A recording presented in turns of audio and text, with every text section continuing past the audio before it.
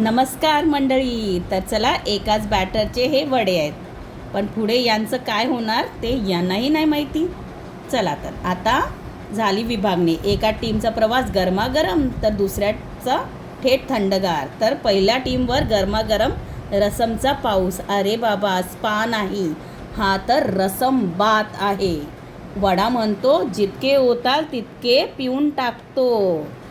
आणि झाले तयार रसम वडा.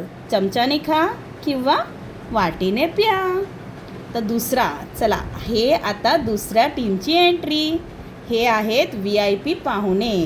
तर यांना दह्याच्या पाण्यामध्ये डुबवलेलं आहे आणि बघा, मस्त कापसासारखे फुललेले आहे. चला तर मग, तर यांना आपण घालणार आहोत आंघोळ. हो, दह्याची आंघोळ घालणार आहोत.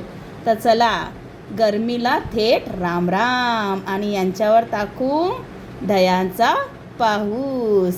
तर चला, डायरेक्टच दही ओतूनच टाकूया की.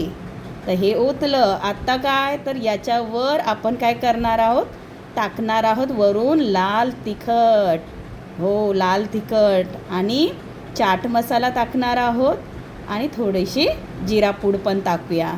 म्हणजे मेकअप पण झाला आणि वरतून शेवटी कोथिंबीरचा हिरवा मुकुट. आता फोटो काढल्याशिवाय खायचं नाही हां. अशा प्रकारे एकाच उडदाच्या डाळीचे 2 अवतार. धन्यवाद.